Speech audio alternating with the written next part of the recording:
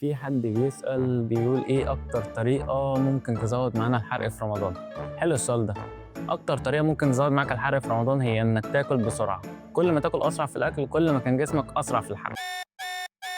ده مين ده اللي قال كده؟